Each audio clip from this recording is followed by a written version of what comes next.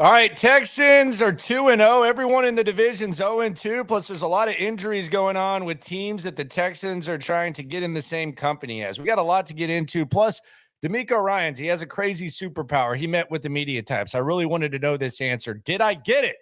Let's go inside the locker room. Post-week edition. Yeah. Yeah. It's the locker room on YouTube. You know what it is. Let's get it. Ayy. Locker room. Yeah, we in the locker room. Texas talk. Yeah, you know what we about to do. Localize. Every angle's what we really do. We the source.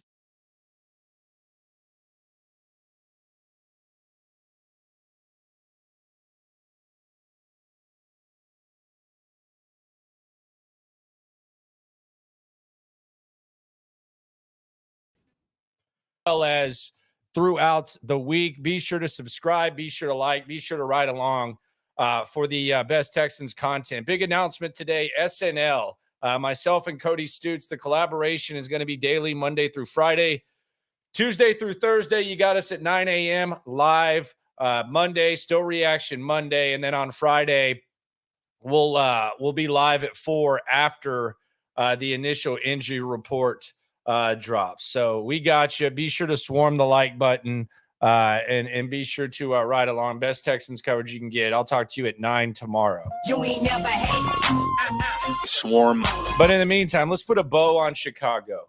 The Chicago Bears game. Not pretty, perhaps costly. One of the most scrutinized decisions that the Texans front office and coaching staff decided to make. And I say most scrutinized, I'm speaking for myself. I'm looking at myself in the mirror here. Running back depth. You know, Dameon Pierce last year struggled. I know Nick Caserio has presented a lot of reasons. I know DeMeco still likes him, but he struggled. And despite that, they came into camp with Dameon Pierce as their RB2. Then they brought in Cam Akers off of a couple of torn Achilles. They kicked the tires on him, and they kept Dare Ogunbowale. And they're dependent on Joe Mixon. It looks like, we'll hear what DeMeco has to say about it in a minute, but it looks like they're going to be without Joe Mixon for a little bit. So is this team going to be able to run the rock? I think that's a question even with Mixon, quite frankly. I look at the Colts game, totally different after Josh Jacobs went for 152. I look at it totally different. But are they going to be able to run the rock? Are they going to have to depend on C.J. Stroud even more? Does it even matter? I mean, is this team just so good that they can win ugly and they can kind of figure out what exactly to do to win ball games? That's on the offensive side of the rock. The Joe Mixon situation is the story. On the defensive side of the rock, I think you got to be extremely encouraged with what you've seen really from every single group. I don't think it's limited to one group. You got to like what you see from your corners, although I know Stingley's performance was kind of nitpicked yesterday. I know some people weren't 100% satisfied with what Derek Stingley did. I thought he was good. On defense, defensive line, you got Will Anderson and Danielle Hunter. I think those guys are going to be elite. They already are. Sack and a half yesterday for each of them. The interior of the D-line is holding it down. They're performing at a good level as well. And the linebackers, which are kind of different because normally when you look at a linebacker depth chart, you say, you know, who are the three guys that they have out there? Jalen Petrie played 100% of the snaps, and Jalen Petrie's close to the line of scrimmage. So they're almost using him like another linebacker. So initially you looked at what was going on with the Texans at linebacker when Christian Harris, we found out that he was going to miss time. And you had Hanson, To'o, and Azeez Al-Shaair, and you were a little bit concerned. But what the Texans have done is they're using Jalen Petrie every single defensive snap, and he's kind of at the line of scrimmage, and they're scheming. So it's actually been a pretty good coaching adjustment from DeMeco Ryans. Who knows what that looks like if Christian Harris comes back this year. So I think that's the defensive side. You feel good about it. And I think you feel good about what you're getting out of Al-Shaair as well as Henry To'oTo'o. Henry To'oTo'o is one of the more improved players in town. So that's really what's the Chicago thing. It wasn't pretty. You found a way to win the game, and that was that. Buzzball said we can't underestimate DeMeco's ability to get the most out of his guys. Who's doing that? I don't think anyone is doing that at all. Who would do that? Especially not on defense. I don't know. I mean, DeMeco, they weren't able to run the ball well last year. So that's not like anything new, but if you're talking about that, but I don't know who we is, Buzzball. No disrespect, my friend. Do you think DP gets starting running back? I think it's going to be an extreme committee if Mixon's not there. And I think it's going to be a very unflattering committee. I think we see a lot of Dare Gumbawale. And I think we see a lot of passing. Maybe a lot of reverses. It is wild that Tank Dell's kind of become a little bit of a gadget guy by Bobby Slowick.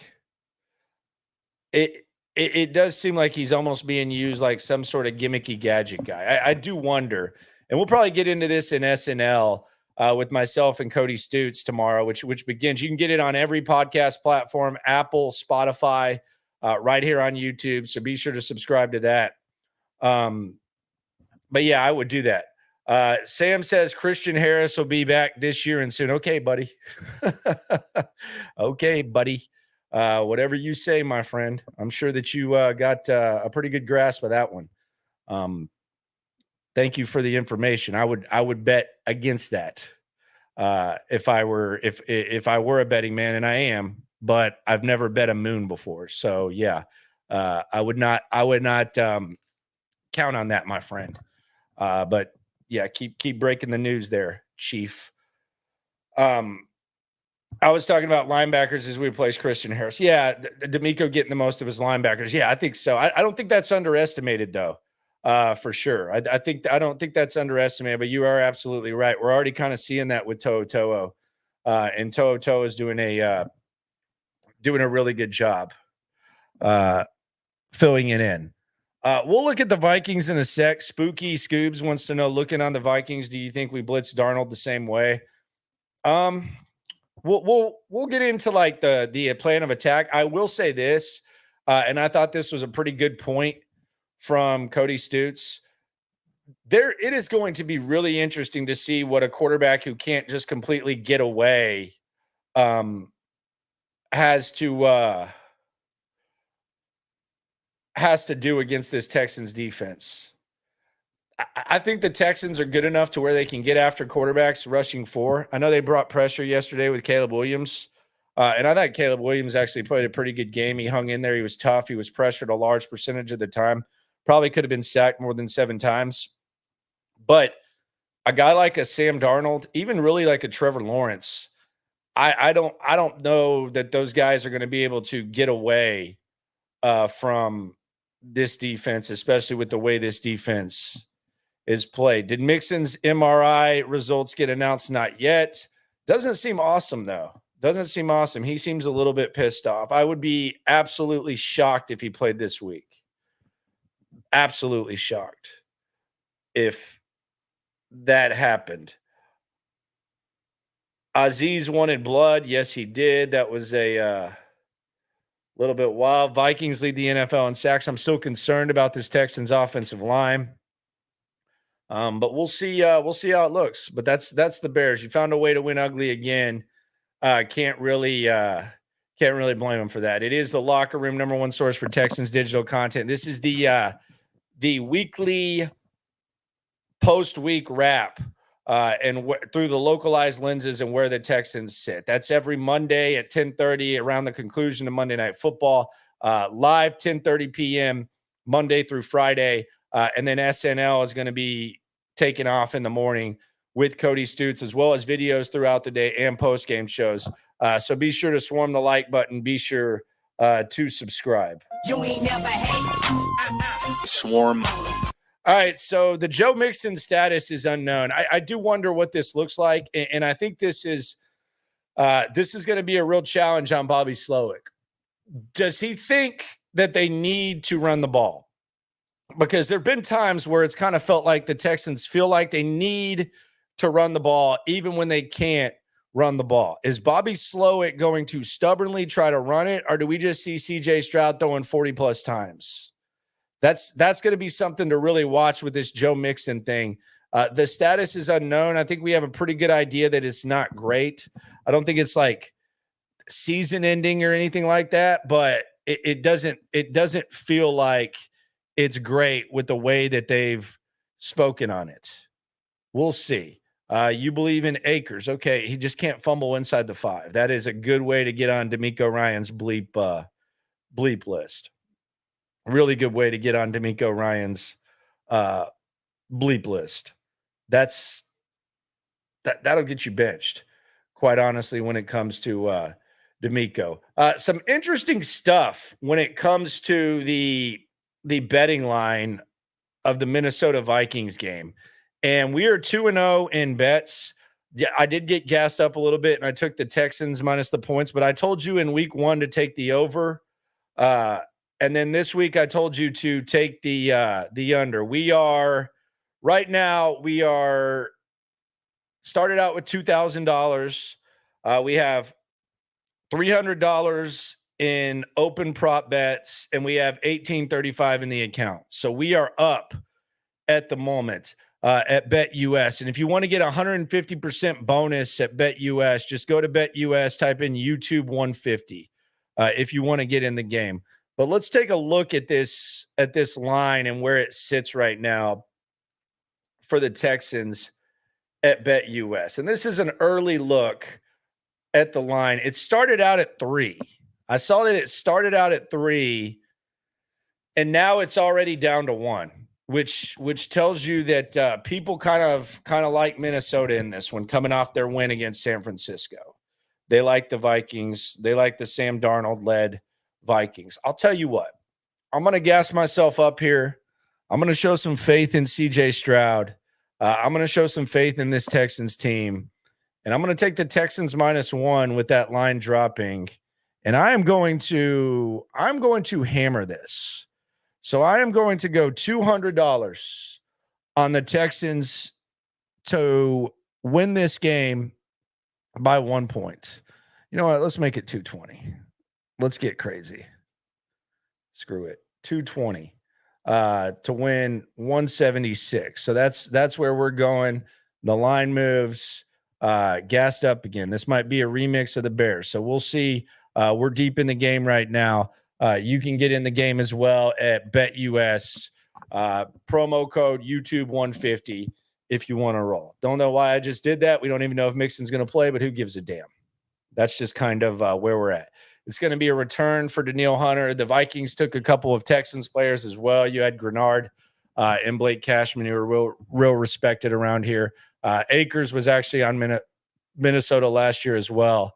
So we'll see how it goes. Dion asks, why can't we just set up the run with the pass? Why does it always have to be the other way around? I don't think it always has to be the other way around. I think it works like that. I think there's kind of like an old school football thing that people just kind of repeat, and we tend to think that. But I think the pass can set up the run, especially if it's overly respected. I just don't think you get like the blowhard, bit hardo football like analysis of it. It's like when someone says that a good pass rush can make a secondary better. I think a good secondary can make a pass rush better as well. I just think there's kind of like the old bit type of terminology and wording and whatever that kind of puts that way. That puts it that way when I don't think it's just one thing. The Vikings team will be a huge test for us. Let's hope for that W. Hashtag for the bull. Okay. Yeah, it's going to be a big test. It's funny. We looked at the schedule, right, at the start of the season, and I remember everyone breaking down the schedule, and it was, man, Minnesota, oh, they suck. That's going to be an easy dub. And now you got the Minnesota Vikings only as a 1-point dog to the Texans. So life comes at you fast, especially in this league, and it's on the road. So we'll see. Going to be indoors, though. That's the good thing. Don't have to be outdoors. So a little indoor action in Minnesota. I think so. We thought Minnesota was fitting to be a walk in the park, dog. No doubt. Absolutely no doubt. Why not live on X? Those numbers are fake. It's just not really the crowd I'm shooting for. It doesn't do anything for me. Those numbers, they're scroll through. It's not, I talk on X. I'm not doing that. YouTube is my home. Not good on X. That's just not really my scene. It has a place. This is where I broadcast, Spotify, iTunes, YouTube, all that type of stuff. Broadcasting live on X, it's not a thing for me. The hard part of the schedule was supposed to be toward the back end. It kind of is, depending on, and we'll get to that in a second. As we kind of localize what's going on around the NFL, I think it kind of is, but there are some things to keep an eye on. We'll start in a second looking at the division. There's some interesting happenings going on in the division. I also want to talk about something that really makes you appreciate what the Texans have when it comes to the coaching staff. And we'll take a look at the teams that the Texans are trying to get on their level for sure. Alejandro says, have anyone ever seen Mike Dean in the same room as Landry? They are for sure the same person. I'll be honest with you, my friend. I don't know who Mike Dean is, so I'm looking this up. Mike Dean is an American record producer. Okay. A little synthesizer action and stuff like that. Okay. Yeah, I learned something new. I don't know that we look the same. I think we both have like droopy ass eyes. We both probably don't sleep. Both probably rock hats. Looks like he's like a flat bill guy. I'm not really flat billy. I've been known to rock the flat bill. But I guess I could kind of see it. I think we both got kind of like the droopy ass eyes, and I've always had these. It's only gotten worse since I don't sleep. So let's see if we got that. Let's see. Yeah, I am wearing the black, so it doesn't help. I don't know. Maybe I don't know. I feel like he's got way bigger ass ears though, Alejandro. But who knows? Man, I'm going to tell you this right now. Rich Boy's saying that that's true. I'm going to go ahead and hit Rich Boy with this. Race car. I think you're one of those guys who says all white people look alike. So I'm not taking that from you. I'll take that from Alejandro. I ain't taking that from Rich Boy. I ain't taking that from you. That's my twin, Pedro. Don't know about that. Wow, that's you. So there you go, Mike Dean. So we found something, little Mike Dean action. All right. There you go. I got a twin. I can accept it. I mean, I don't really see it as much, but I can take it. He's just older. Yeah, happens. Bally Sanch says, I don't know if she sees it or not. Let's see. J Rob says Landry was a Bryce guy. I was. We'll get into that. Didn't want to pay Nico. And you do look like Mike Dean. Yeah, I wanted to wait on paying Nico. I didn't know that the price was going to go up too much, and we'll see if he stays on the field. But yeah, I was definitely a Bryce guy. That's very well documented. That's very, very true, for sure, no doubt. And I think you're probably an anime porn guy. So we each got different things going on for us. That may not be your twin, but that's your brother. That's fair. I can take that, Dion. I can take that. See, that's not all white guys look alike. 100% that's you. He looked just like dude. Okay. So we got that for sure. We'll get to Bryce Young getting benched in a second. No doubt. We got a lot of stuff to get into for sure. I have no idea what Hanady is. Is that the anime thing that my man likes? My man Jay, that he looks at, probably like Family Guy stuff. No idea what that stuff. But who knows? But hey, I'll be Mike Dean. That's cool. I have to get down with that. Let's get to the AFC South. Don't know if Mike Dean knows much about the AFC South, but this is the localized POV. You got to win your division. A lot of times it's hard. Sometimes it can be easy. But right now, the Texans are in a situation where they're 2-0. Everyone in their division is 0-2. Now, it's definitely early. And y'all are making me real uncomfortable with this Anashi talk. I brought it up, though. So that's on me. That's on me, baby. That was a jam, by the way. That's on me, baby. I don't know why. I don't know why he didn't hang around a little bit longer. But it's early. I get it. It's early. But let's just take a look at these teams that are 0-2 in the AFC South. And let's start. Who do y'all want to start with? Do you want to start with the Colts? Do you want to start with the Jags? Or do you want to start with the Titans, the old Oilers? Who do we want to start with when it comes to the AFC South? I'll take the first answer, and that's where we'll start. We'll start with whoever the hell you want to start. Let's start with the Titans, the old Oilers. They got the dumbest quarterback in the history of the NFL.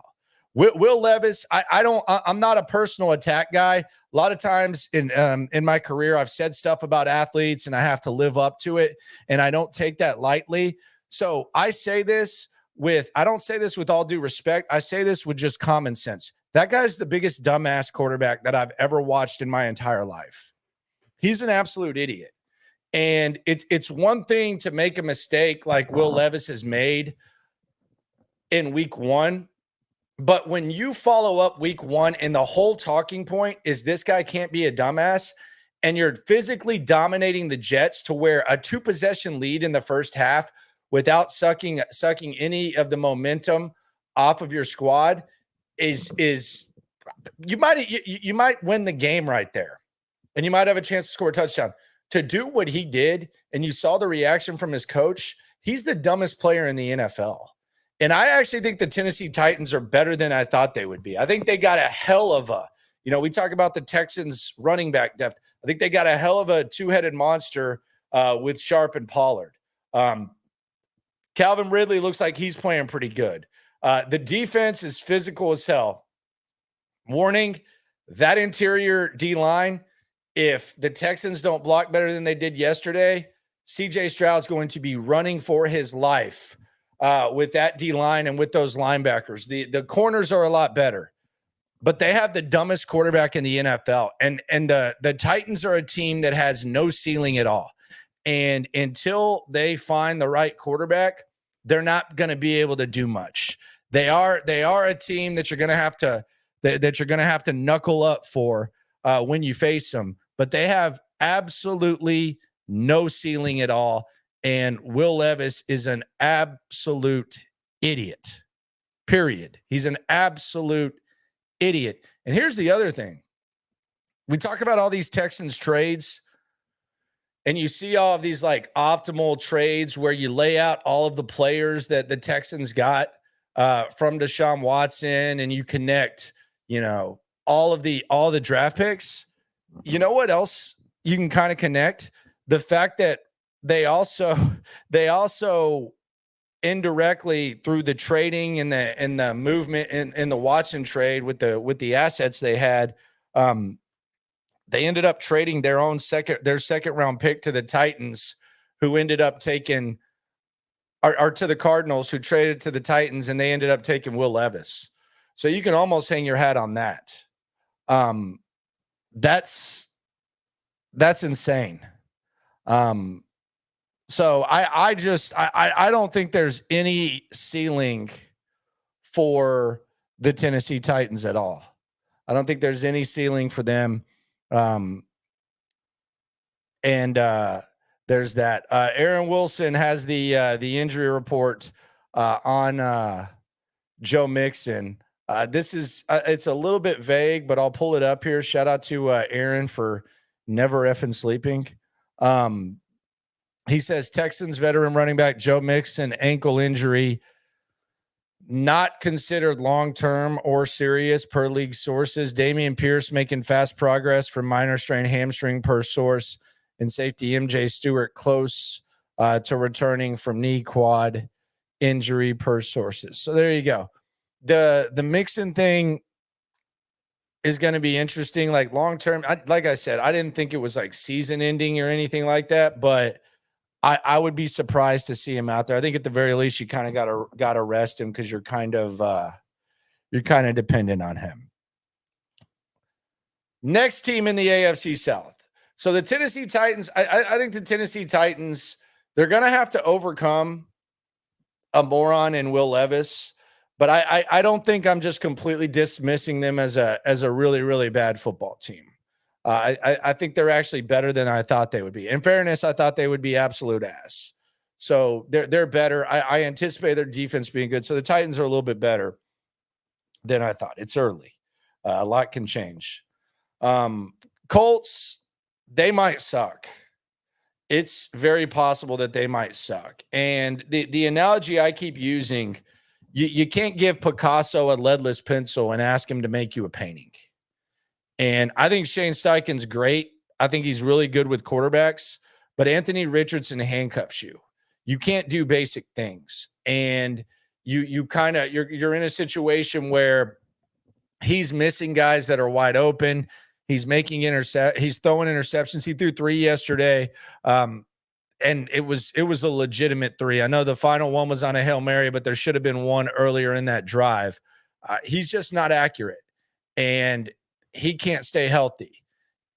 I almost wonder if they would be better off with Flacco. And I don't know if Flacco left it all on the field last year. I don't know what Joe Flacco is at this moment, but Anthony Richardson is not going to. There's a limited ceiling with Anthony Richardson as well. And for all the talk about, Bryce Young and you wanted Bryce Young, some of you people, and I do mean you people, y'all wanted Anthony Richardson, and that's even worse. That's even worse. That's embarrassing. That if you because I actually think Bryce Young could go to Indianapolis or Tennessee, and they would be better off than they are right now. And maybe that's something that those teams should look at. But I think they would be better off than they are right now. So that's even worse. Indianapolis, the other thing is we don't know if they can stop the run. 102 consecutive 150-yard rushers. I don't know how often that's happened. I doubt that happens too often to start the season. So the Colts, they might be really, really bad. And they might be in the quarterback conversation. Jags are the same effing team that they've been the last 3 years. And here's the thing about the Jags that I think we should be thankful for. And I know today was kind of a moment for Texans fans to just kind of thank God for CJ Stroud being a Texan instead of Bryce Young. I saw it all throughout the timeline. It was, man, thank God that the Texans got CJ Stroud instead of Bryce Young. And thank you so much to Lovie Smith. Let me say this before I get to my point. If the Texans knew that CJ Stroud was going to be what CJ Stroud is right now, then they would have elevated the entire practice squad, put everyone on IR, and maybe cut off the sound to Lovie Smith's headset, and maybe even locked him in a closet before the game if he was going to try to win that game. So yeah, it did work out, but winning that game was still stupid. It was really dumb because knowing what we know now, and obviously it's hindsight, but knowing what we know now, if you knew CJ Stroud was going to be this and you even risked Carolina potentially getting CJ Stroud, then that's just as moronic as anything else that we can talk about. That's bad. That's really, really bad. Bally Sanchez wants me to talk about the Titans owner. She has swarmed the super chat. You ain't never hate. swarm. You're talking about Amy Adams Stank, the stanky one, Amy Adams Stank. Yeah. She's stanky. Just look at her. Like you're telling me that she doesn't have BO. I'm being serious. I'm not trying to be too rude and hurtful, but tell me that this lady, if you were, let's say that you're in a suite, let's say that you get invited to a Titans game and you're in a suite and they tell you, oh, by the way, this is the owner of the Tennessee Titans. Her dad used to own the Oilers. It's Amy Adams Strunk. It's her suite, Amy Adams Stank. You're telling me that when you lean in for a hug and you introduce yourself, you're not telling me that there's not going to be some BO with that? Come on, man. That is 100. That is red onions and freaking garlic, like right under your arms when you give the hug. Like when you're giving the hug, you ever like hug someone who smells, who has bad hygiene? You're like hugging them, and then you're like, damn, and you have that smell for a while, and you can't even look at them the same. So you're kind of like, you're almost like, you're not like squaring up to fight like UFC style, but when you talk to them, you kind of got to like your left shoulder back because they smell so bad. Amy, I mean, look at Amy Adams Stank. Like, and in fairness, that's her kind of in a visor. So maybe I'm not being fair. Let's look at some of these other pictures. You're telling me she doesn't have pit stains up there. You're telling me that if she took off that sport coat and then lifted her arms, you're telling me she doesn't have pit stains? Come on. I digress. But I'll go back to my original point. The thankfulness for CJ Stroud is something that we will be talking about forever. We'll tell our kids, maybe you were a Bryce Young guy like me. Maybe you were someone that was pissed when they beat the Colts. Maybe you always said they got to take a quarterback no matter what. The draft makes fools of us all, and I was wrong about CJ Stroud being the perfect fit here. Now we can say that Bryce Young has a bad situation, whatever. CJ Stroud is the perfect fit for what the Texans are. No disputing that. So when you go to bed at night, thank God for your family. Thank God for your health. Pray for your enemies. Do what you got to do. And leave some room for thanking God that CJ Stroud came to Houston. But before you say amen, and before you say, in Jesus' name we pray, or Allah, whatever, we welcome all religions here. Shout out to my Muslims or atheists, whatever. Scientology, if you're not praying, whatever. Just be thankful for this. Whatever the hell you want to do. I'm not judging. You got to thank God. Because I think this is even dumber than taking Bryce Young under CJ Stroud. Say what you want to say, but Bryce Young was considered QB1. Like that was what it was. Now, there were some guys who didn't, but for the most part, a lot of people had Bryce Young as QB1. You've got to thank the Jags for taking Travon Walker over Aiden Hutchinson. Because I don't think the Texans win the division last year if Aiden Hutchinson's a Jag. If you have Aiden Hutchinson and Josh Allen on the same D-line, Hutchinson, by the way, 4.5 sacks on Sunday. He's the front runner right now for Defensive Player of the Year. He's freaking good. And for a long time, we figured, okay, this guy's going to be the first pick in the draft. The Jags, Trevor Lawrence is what Trevor Lawrence is. Tough as hell, but inconsistent. If the Jags had Aiden Hutchinson, I think they win the division last year. That's just an extra game. And I think he can win you an extra game. The fact that they got cute and they decided to let Trent Baalke get cute and try to duplicate what he got with Alden Smith in San Francisco, and they went with Travon Walker over Aiden Hutchinson, that was idiotic immediately. We at least had to see what Bryce Young and CJ Stroud did before we had judgment. That was dumb from the jump. That was dumb from the absolute joke, from the absolute start. Very much. Bubba Homeschool says Landry let Bryce go. He is a little person joke of NFL. It's the number one story in the NFL right now, Bozo. Is that a penny? What is that? I've seen people with dogs, flags, all that. What is that? Is that a penny? And I can tell you were homeschooled. I guarantee that. Goodness gracious. You were homeschooled and you probably still hit on the teacher. But is that a penny, Bubba? It's not like I'm randomly bringing up Bryce Young. He got benched today. It was the number one story in the NFL. Goodness gracious. I'm going to put you in timeout for 5 minutes for not understanding what news is. But yeah, that the Jags, you should thank God that the Jags did not go with Aiden Hutchinson for sure. By the way, Bubba, I doubt you hit on the teacher at homeschool. So I apologize if I'm offending you. I'm just playing around. My friend. So yeah, there you go. But the AFC South, are the Texans going to run away with it? They very well could. 2-game lead is a big lead, especially when you look at who these teams have already played. You've already beaten the Colts, so you're 1-0 in the division. The Colts lost to the Packers. They've still got division games. The Titans lost to the Bears, and they lost to the Jets. And then Jacksonville, they lost to the Dolphins, who look like they're in a bad spot. And then they lost to the Browns. So you might run away with this division. Might be able to go to bigger and better things for sure.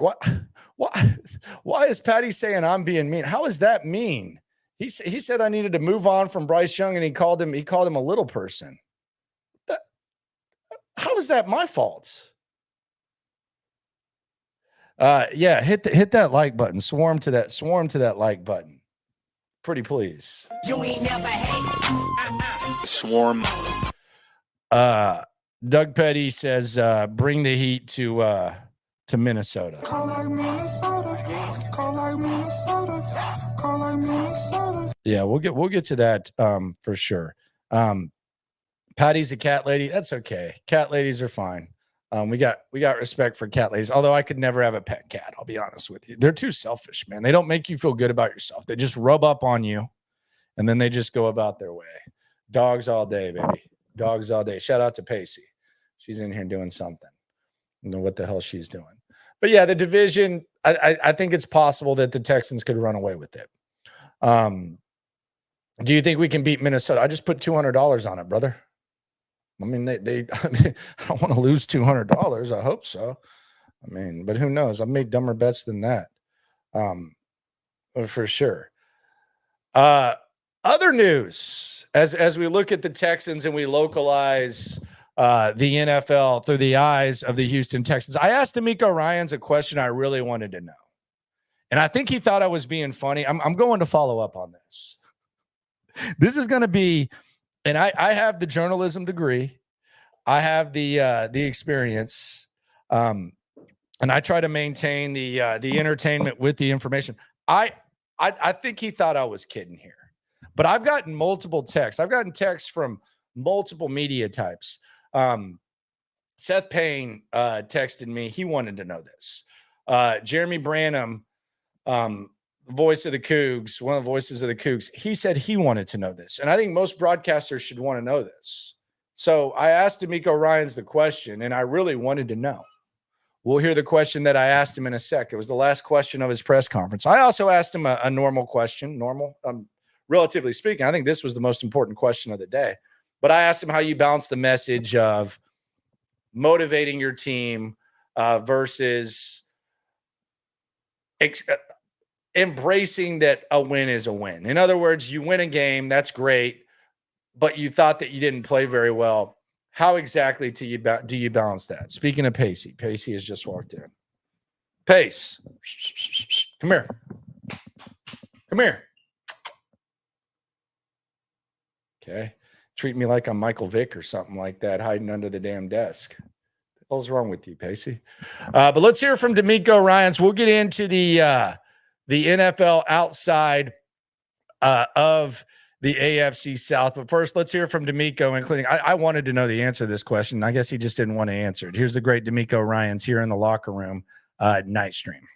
Nico, I wanted to ask about Nico. How did you feel like, what was your determination of the tackle on Joe Mixon? Did you determine after your film that it was hip drop? And also, how did his absence maybe affect the flow of the offense after he went out? Right, losing Joe was tough for our offense. We know the production that Joe had the first week. It was beneficial, and it was key to our success in the first week.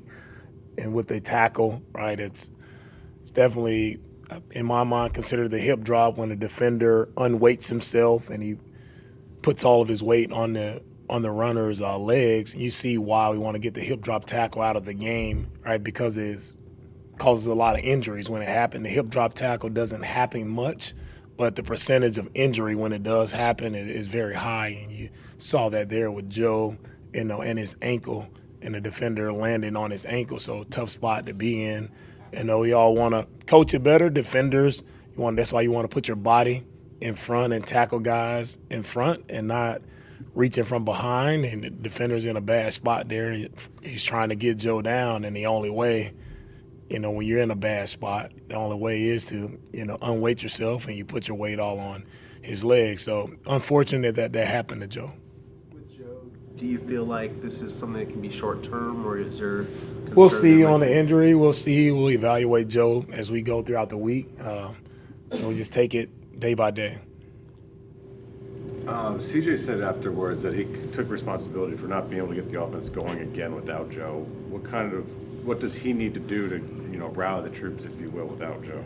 Yeah, CJ just has to do his part. I think, a lot of people talk about rallying the troops and all those things. Everybody has to just own up and do their job. Like, man up, do your job, do whatever you're tasked to do on particular plays. Like, everybody just do it to the best of your ability. And CJ has to play his game, right? But it's not all on CJ or all on one person to get everyone going, right? Everybody just has to have that ownership. Everybody has to have that mindset that, whatever it takes for us to win, they're ready and willing to do it on each and every play. Have you watching the tape? What were some of the things that stood out to you? A lot of great things on tape. First and foremost, we were just excited to get the win, right? And I think for me, it was a team win, right? When we needed plays on offense, they made plays, right? We needed the kicking game to step up, right? Emi had an outstanding game. Again, I mentioned it yesterday, but I think he's one of the only kickers in NFL history have back-to-back weeks of over 3 kicks over 50 yards. So Emi is playing lights out for us, and that was one thing that definitely stood out in the game. And defensively, just seeing the guys just swarm. We talk about the D-line and what they did with all the pressures, but just watching Petrie and watching how relentless he was, every rep, no matter if he was rushing, no matter if he's in coverage, like he was all over the field, sideline to sideline, playing relentless. And it was just exciting to see, our style of play on defense just showed through the tape from all 3 levels of our defense. All the guys were playing with great effort. All the guys were playing physical. Just love to see that style. Not that it's any surprise, but with Nico Collins' continued growth, what do you attribute a lot of that to? The dedication, the way he's worked on his body, just all of it? What do you see from him in terms of specifics getting better? Nico, he's been consistent. He's been one of our most consistent guys since I first got here. Watching Nico, watching the way he prepares throughout the week, like he's always been the same person. Nico never gets too high or too low. Like Nico is always even keel, always consistent, and he shows up in clutch moments. But he doesn't have to do anything different in a clutch moment. Nico is just being Nico. Like he's making the plays that he makes, and he's been lights out again for the start of the year. Man, he's having an outstanding year. What's your understanding of what occurred with Aziz when he was on the Bears sideline, and do you anticipate any repercussions from the league coming out of that? SNL, baby. From my perspective, seeing Aziz, he had a big hit on the quarterback, and everyone goes, everyone gets a little antsy when the quarterback gets hit on the sideline, and but But if the quarterback stays in, he's going to get hit. Like, and now I think everybody's a little sensitive when there are big hits in the league. Like, we still play a physical game, and you're going to get hit hard if you're playing against us. That's just how we operate here. And, what happened after that, Azeez is, of course, he's surrounded by a lot of their players and also some staff. And they are surrounding him. We got people pushing Azeez and kick, so we have to, as the game, we have to be better, right? From protecting all players involved, especially when something happens on the opposite sideline. Like, you just have to be better. And we know, from Azeez's perspective, we, can't throw punches or anything like that. But just overall, we just have to be able to protect players, and it goes both ways. When you got guys surrounding one of our players and ununiformed staff that's surrounding and in that little mix-up as well, like that's a problem, and we have to get it fixed. Are there any challenges to when giving your team my a question message, about message. enjoying winning because No, you that's the can go main hard. goal, and then at the same time saying, well, we didn't play as well as we possibly could have, or we could be a lot better. Is there any challenge when it comes to the messaging of that? The challenge for us is always to improve and get better. That's always my challenge, right? That's how you push for greatness, right? And it's never easy, I'll say, to get to win in this league. A lot of games come down to one possession each and every week. Over half of the games or more than half of the games will come down to one possession. So to me, a win is a win, and we're excited to win the game. I thought our guys battled and did a great job of making the plays we needed to make to win the game, and that's always the number one goal, is to win each week. Mario caught his first interception of his career. You said throughout, since he's got here, he's been consistent, been one of the more consistent guys on the team. How cool was it just to see him see the consistency produce into an interception? Yeah, it was really cool to see Kamari. The work that he's putting in is really cool to see him, reap the benefits of that, right? And getting the pick is a matter of not just him, but it's the rush, speeding up the quarterback, and it's Kamari having really good hands. That was a difficult catch to make as well, so it was really nice play by him. But, man, credit to him. The kid's been consistent. I talk about it all the time. He's been consistent where he needs to be every single play, and he doesn't press to make plays. Some guys get in the spot and they try to press to make a play, and then you end up putting yourself in a bad position. He's in the right position all the time, and he benefited yesterday from being able to make it pick. Nico, what do you make of Jarrett Patterson in offensive line performance last night with Juice out, and specifically? He wasn't good. Proud of Jarrett for stepping in there late in the week. He had to step in, and there were a lot of calls, a lot of checks, with their front. That was a tough defensive front. They did a really good job of moving. They did a really good job of, really packing the box and stopping the run game. So JP stepped in and he handled it. The communication, he handled it really well. But they played really good up front for us, and we all continue to improve all across the board on our team. Everybody has things that we can improve on. Following up on the situation about Azeez, you mentioned about Joe Mixon, the tackle. Is that something that y'all will forward as the film to the disciplinary committee, just sort of as on a weekly basis? I know that's part of the process.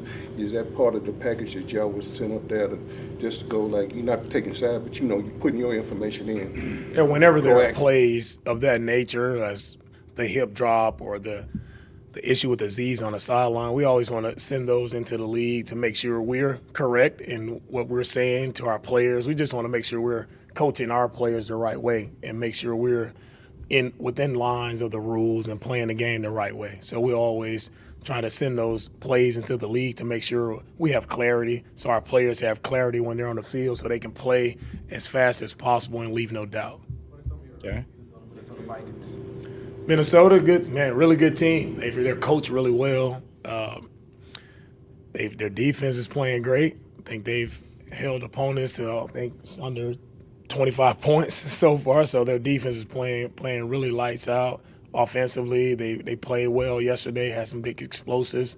They're playing well together. So we'll get further. We'll get more into those guys as we go throughout the week. But 2-0 team, and we know Minnesota is always a tough place to play, right? That crowd there is always They're always loud. They make it challenging on us from an offensive perspective. So already know going into it, we have to be on it with our cadence. We have to be on it with our pre-snap communication all the way across the board.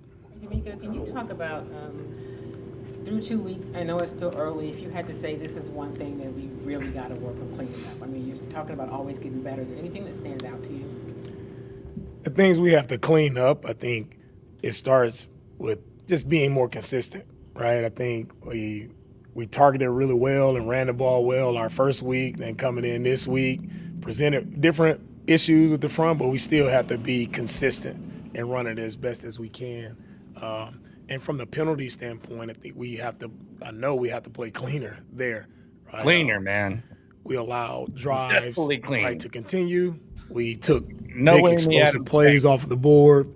We took interceptions off of the board, like a lot of plays right there where we hurt ourselves with penalties and also just protecting the football. Like we have to do a much better job of protecting the ball on the offensive side. We're carrying the ball. Like we can't give the ball up there and we're in the red zone. We got points. We cannot give the ball up in that situation right there. So a lot of different things, different players have things to work on. But that's the beauty of the league. Like who can make those adjustments, who can make those improvements and continue to get better as the season goes on. Okay. See you, man. Gotcha. I don't know if this is a game plan specific thing, but it looked like. Hey, wait for the question after this. Or a lot of kind of went into Question you're here for. How? Oh, that was cool. But what was it like watching your best corner go against their best receiver and be able to hold them under 50 yards and catch an interception? Schematically, we do a lot of different things, and for me, defensively, whatever it takes, that specific week, that's what we'll do.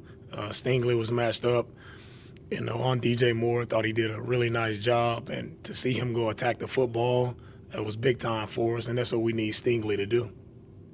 Here you go. Football question. I think some people in here might find it valuable. What's your remedy to getting your voice back after you lose your voice? Because it was damn near 12 hours ago and you couldn't even talk. What's the recipe for that?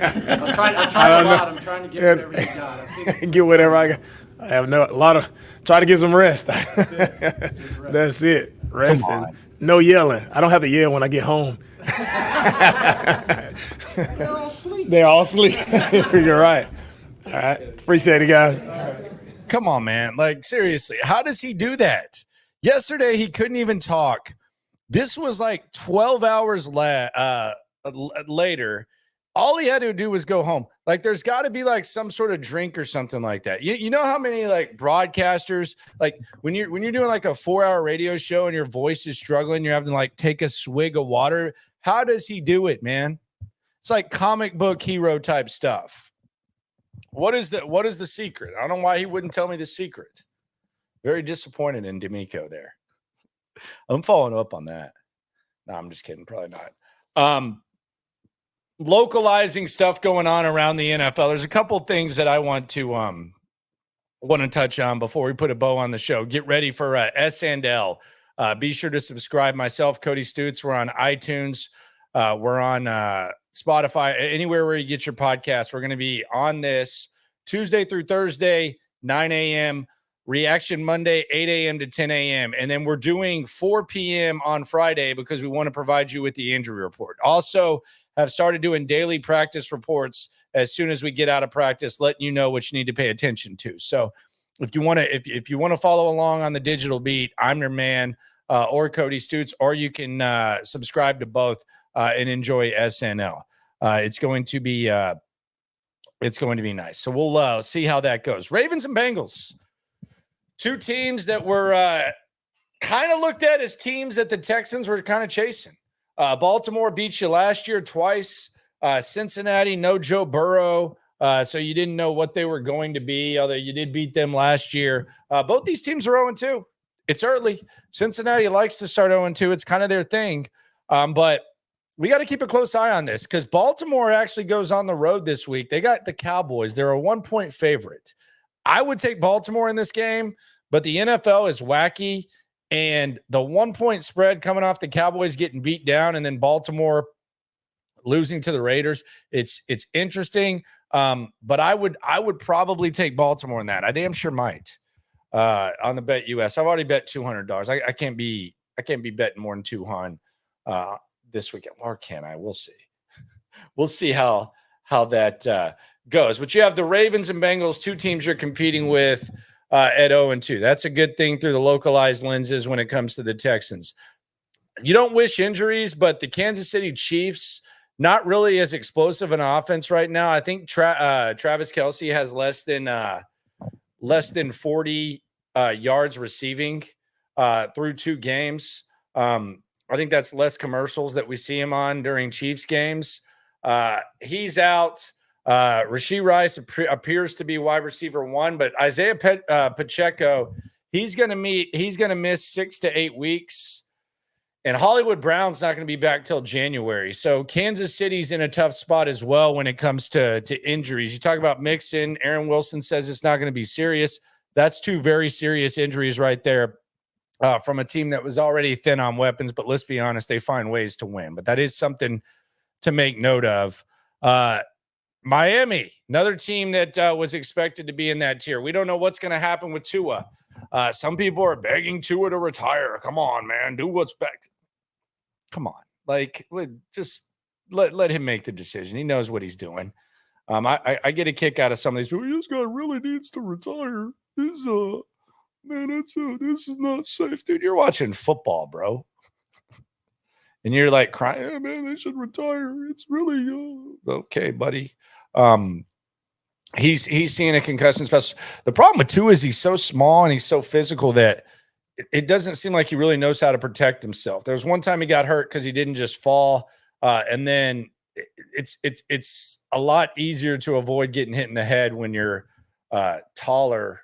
Although it's not avoidable, it's not 100% avoidable, but it seems a little bit taller. I'm trying to act like I'm going in depth on Tua's. I'm almost as bad as these idiots who are talking about him retiring. So screw me as well. That was trash. Bryce Young benched.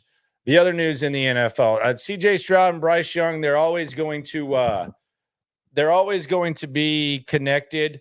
It was a Bryce or bust production with me. I wanted Bryce Young. I do wonder, like, what would it be like for Bryce Young if he had gone anywhere but Carolina? And quite frankly, I'm going to give myself a punishment for the Bryce or bust thing.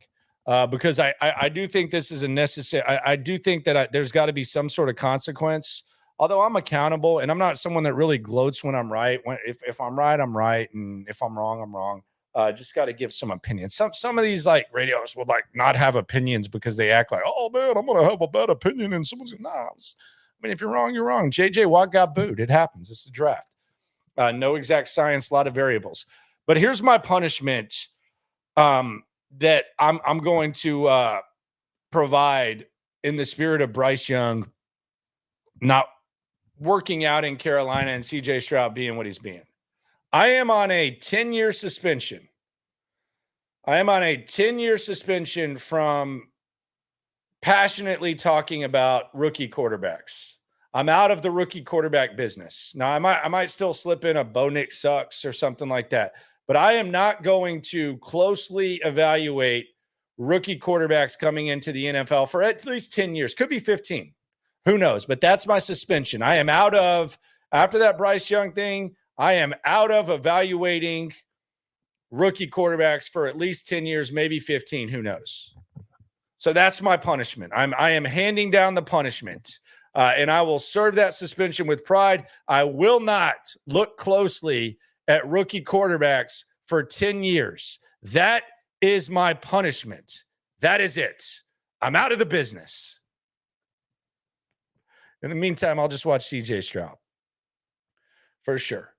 But yeah, I mean, I'm not going to hide from what I said. If I'll give you my opinion. Sometimes it's going to be wrong. Sometimes it's going to be right. I'm going to explain it. Sometimes it looks stupid. Sometimes it looks smart. But there are some guys, the guys that bug me the most are the ones who have like 30 opinions, and then they take one and it's like they gasp, I said the other day. Like every once in a while it's one thing, but when that's like your foundation, like and a lot of people weren't listening, it's weird. But someone texted me about one of their predictions the other day. I was like, dude, you said like 5 other stupid things. Like what? Good job. Congratulations, man. That's the beauty of it. But yeah, I will stay out of the quarterback evaluation business for 10 years. That's my punishment.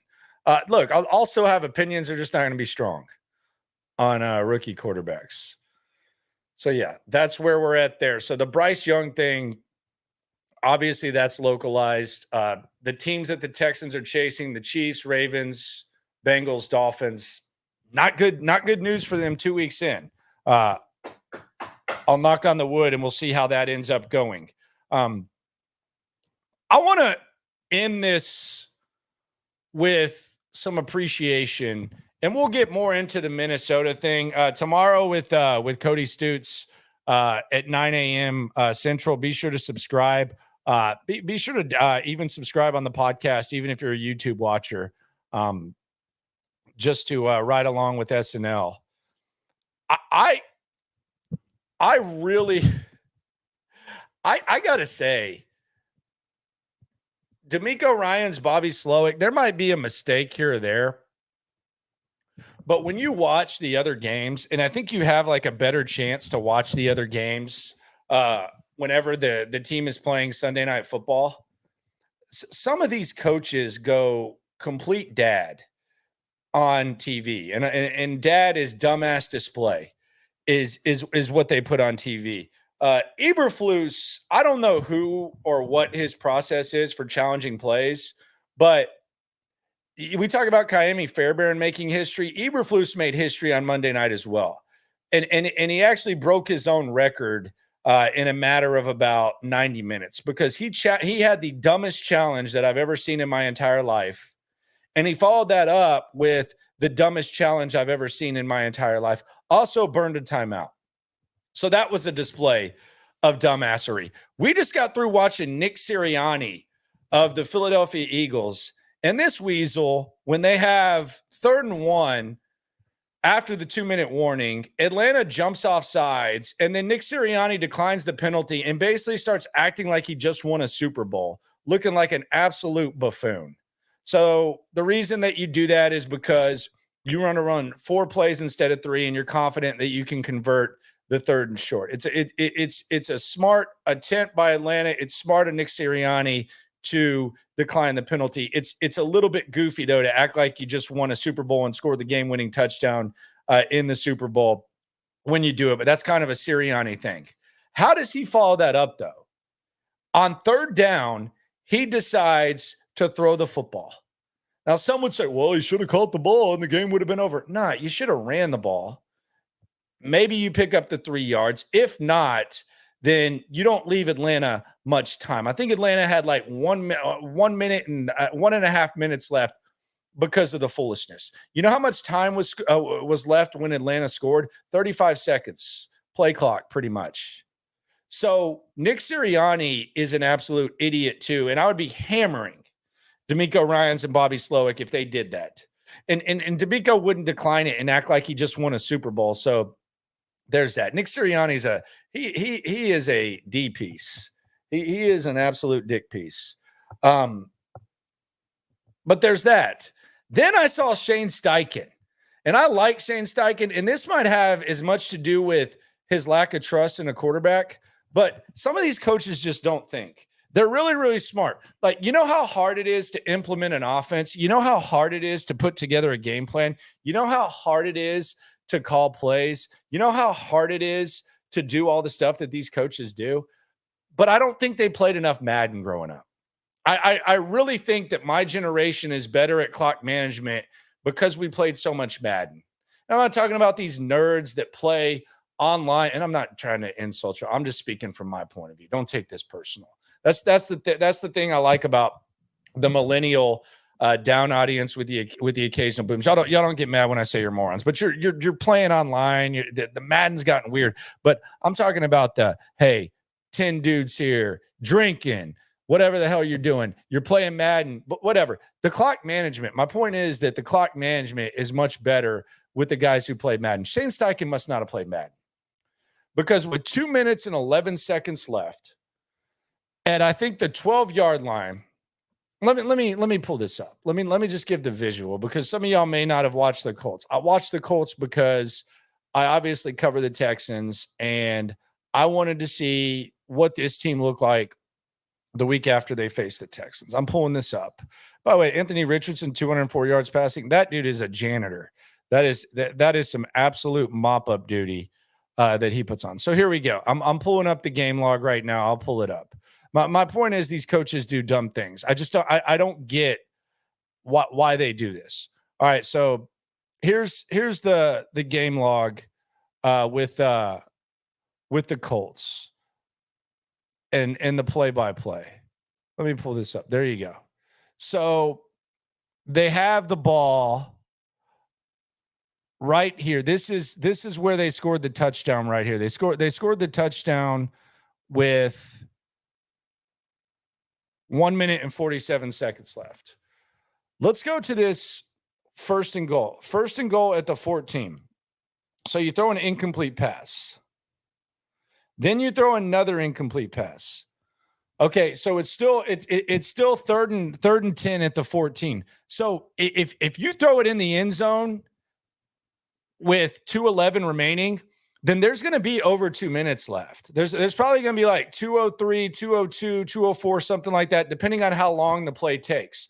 Which means with only 2 timeouts left, you're going to have a chance to stop the clock 3 times on the kickoff because you've already burned a timeout. What do?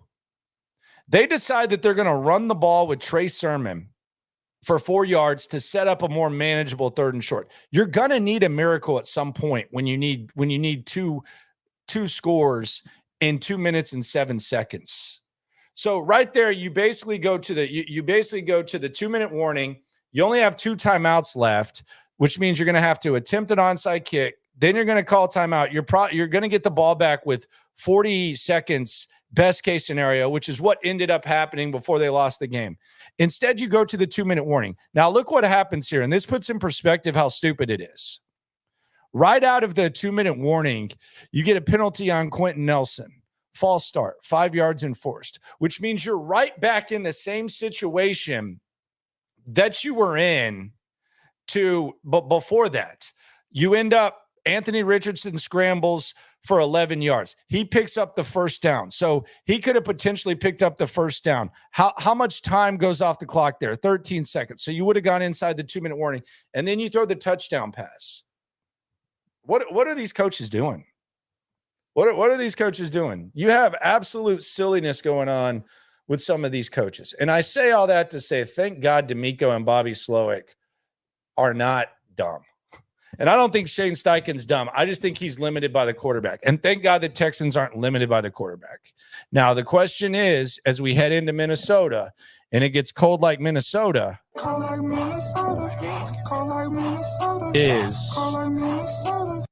is CJ Stroud going to have to save all butts, or are the Texans going to be able to run that rock? Who knows? But no matter what happens, when it comes to this Texan stuff, we are all in this together. Be sure to swarm that like button. Be sure to join me for SNL tomorrow, 9 a.m. And be sure to get your game faces on because it's fun times around. Covering a 2-0 squad is much better than covering an 0-2 squad.